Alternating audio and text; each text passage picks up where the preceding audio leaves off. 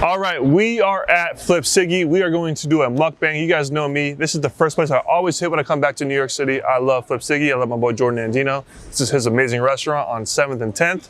So make sure you check it out. But this mukbang we're gonna do about relationships, about dating. We're gonna go in depth, ask questions to me, to tell you about what I've learned through dating. Because my book is coming out July 27th. You deserve better, so make sure you pre-order it, check it out.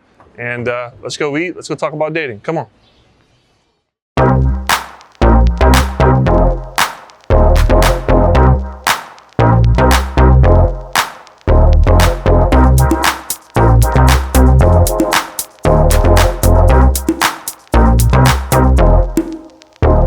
So we got all the food. Appreciate you, Jordan. So I'm gonna walk you through it. This is my favorite thing on the menu right here. Is the Plan B burrito. That thing is beautiful. I love that. We got the pork belly bao buns. We got his run on the whole, what's the Big Mac cheeseburger right here. We got Birrian tacos right here. Look at them things. Beautiful. We got his take on poutine right here. Love that. And then look at this bad boy. His Crunchwrap Supreme take right here. Beautiful thing. I just want to bite it right now. And then he's got the tuna poke bowl. That man does it all. God dang it, Jordan. What can't you do? All right, so we're gonna go through some relationship questions. I'm gonna eat some of my favorite foods, and we're gonna knock this out. You're gonna learn more about me and my takes on dating. Getting ready for my book coming out July 27th, so make sure you pre-order it and get it. Let's eat, let's talk about dating.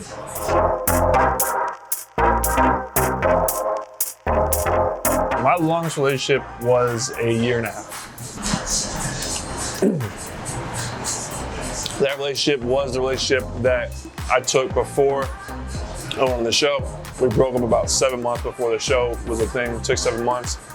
And that relationship was also the relationship that really opened up my eyes to dating. I really was kind of against it, but that relationship taught me what romance was, how important it was to date somebody and be with somebody, and changed my whole perspective. And you know, I'm so thankful for what I learned in that relationship.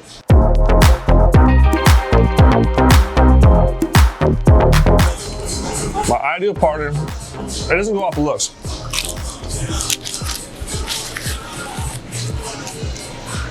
So my ideal partner is the one I'm with now. But with looks, that stuff dies. That stuff, that gets you in the door maybe.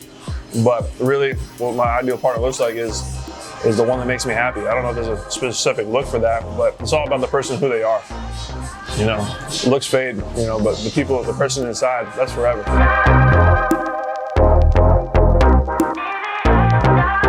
What is romantic to me? Romance to me is that urge and that feeling that you always want to be with them. Like when you're away for 2-3 days, they're like, damn, I just can't wait to get back with that person.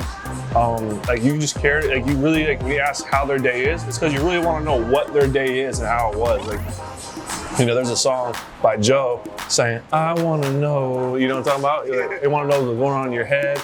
I want to know what's going on with your emotions. Like I want to know those things so I can, you know, be the best, you know, partner in this relationship for you, so I can be there for you through your ups and your downs. So it's like genuinely caring about like what is going on in their life, what is going on in their world. Also, like, I love doing little things to try and make their day better and make them smile, make them happier. So like all that is romance, you know, it's not just like going over the top and doing crazy dates and this and that. It's about like the little things. I think little things have to become big things. So that's my take on romance.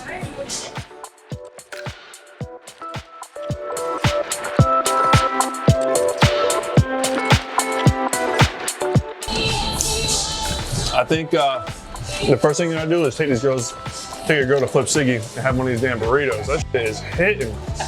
But what is necessary is communication. That's number one. Communication, you gotta talk it out, you know, because communication is the bridge with trust, with respect, everything.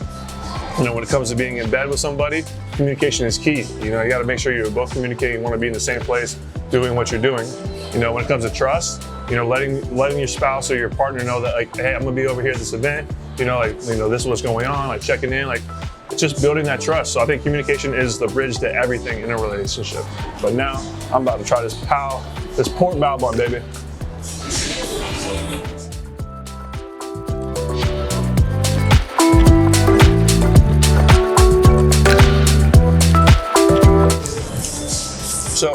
as a young buck, I wanted to date. I wanted to live like that whole fairy tale, like quarterback, dates a cheerleader, all that. And I did that. I got cheated on. I got like played a couple times. So then I went on a whole pause of like, I ain't dating anybody. I am doing my own thing. I'm just gonna party. And like my college years were pretty much my whole party years. And then I met a girl who changed that for me and kind of made me date. But as a young buck, I tried, but I got my heart broke a few times and kind of put me in a little, I was like, you know what, I'm just gonna focus on football, my grades, and I'm gonna party. So I did both. But my ex, I call her my first real girlfriend, she really showed me the importance of dating and romance, and that's a way better life than living, I call out in the streets. I ain't built for the streets, no more.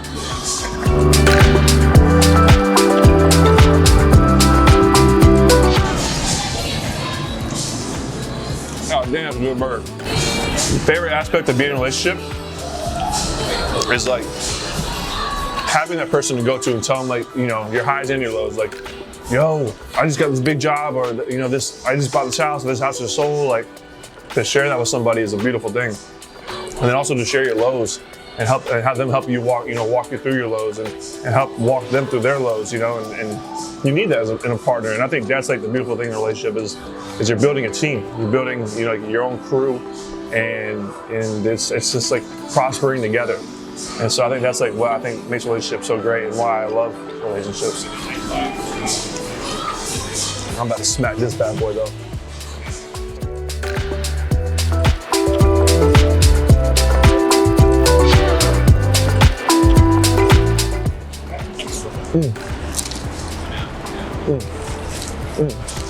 What are we talking? I think shared hobbies are important in a relationship. I think here's how relationships will work. Is that you have your goals and your dreams, I have my goals and my dreams. It should be separated until we start having kids and all that, then those dreams kind of merge together, right? But I think, I should completely support your goals and hobbies, support my goals and hobbies. But I think having some hobbies together is important. Like, I think fitness together is important. I think reading together is important. One of my hobbies, I love to eat. I love to go out and try fine foods and all that. So it's dating basically. So, I throw that in there too. But yeah, I think sharing some hobbies is important, definitely. But I think you also need to have your own hobbies and your own things kind of so you can get away and kind of recalibrate yourself and come back then,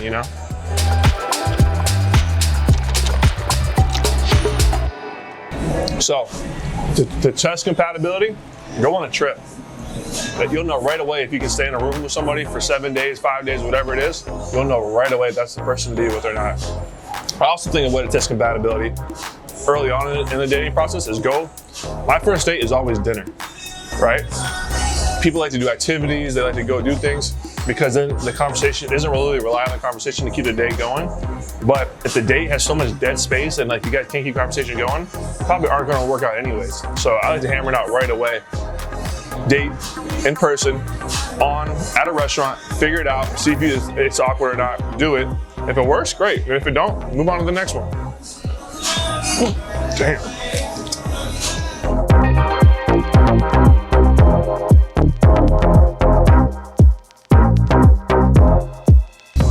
One of my biggest pet peeves is lack of communication. That is a major, major key right there. Now, communication is so key and so big to me. You gotta be able to, for one, communicate your emotions, your feelings, your thoughts, also communicate like what's going on, what do you need from me, where are you at, what's the plan? That's everything I believe in a relationship. Communication is the bridge to everything that happens in a relationship. So if you can't communicate with me, this is not gonna work, and that's a pet peeve. Also, I hate when I call someone and they text me like, yo, what's up? No, I called you. Call me back because I want to get this done real quick, but.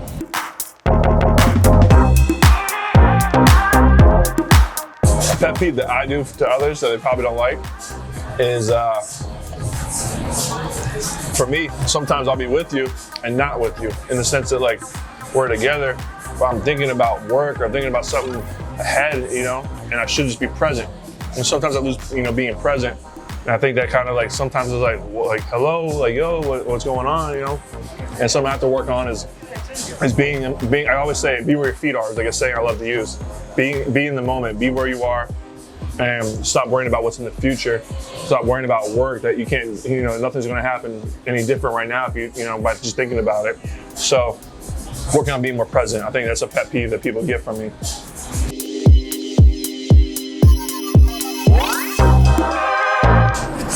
The best piece of advice I've ever received about dating is it's a Bible scripture actually, and it says, "Through love, serve one another."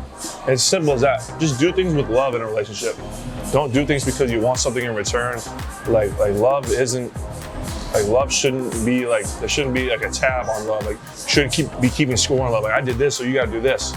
No, just do things out of love. And you can never do like kill anything by giving it too much love. So I think doing things through love and taking care of each other, like that's simple as that. It's just, love isn't jealous. Love isn't, doesn't keep score.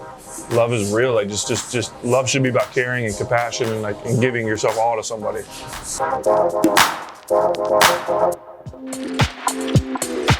What made me want to write a book about dating? I think when I got off the show, and I experienced a lot. I saw there was one guy, Luke, who he was very polarizing opposite of what I was.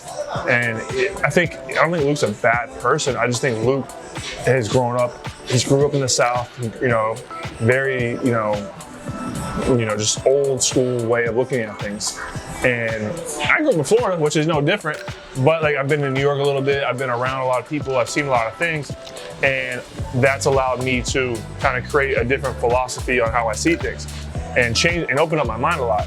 And so I saw, he was yelling at her for, jumping off, a bungee jump in her bra and panties with another guy. I'm like, man, this is her show. This is her world. This is her body. She can do whatever the hell she wants to do. She's just dating us. She ain't with any of us. And so, that was like a real eye opener, and especially when we had the fancy suite date, right? And they talked about, it was in the headlines. Tyler Cameron gives grad level class on consent and all these things. I'm like, no, I just respected a girl, and so I just felt like the bar was so low, and I wanted to write a book, kind of almost like a book to my little brothers, basically, and to all the other guys out there, and to women out there. It's like for the guys, it's like, look, we got to do better. We got to raise the bar, because the bar is at the floor right now for men, and we got to raise that bar. So I want my brothers to be the part of raising that bar for men, and all the other guys out there who read this book. And then for the women, it's like, look, we can't settle for the bar. We got to help us keep the bar high, because just the stuff like the consent thing that blew my mind. It's kind of scary, It's just people are the praise that I got for that, when it's something that should be so normalized in our culture and what we do. So, that's kind of what motivated me to write the book, is to call out the culture of what dating is now.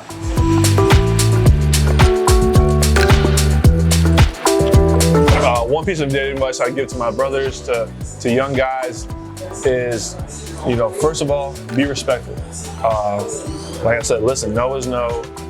Communicate, make sure whatever you guys are doing, whether it's going on a first date, make sure they know what's going on, you're respectful, take care of the woman, my mom raised me and my brothers to be gentlemen, and I think the gentleman is kind of dying out, and I think we need to make sure we bring that gentleman back, and I hope my brothers just become gentlemen, and you young guys, try and bring back chivalry, bring back being a gentleman and all these things. And that's kind of my what I think it is. Just be a gentleman.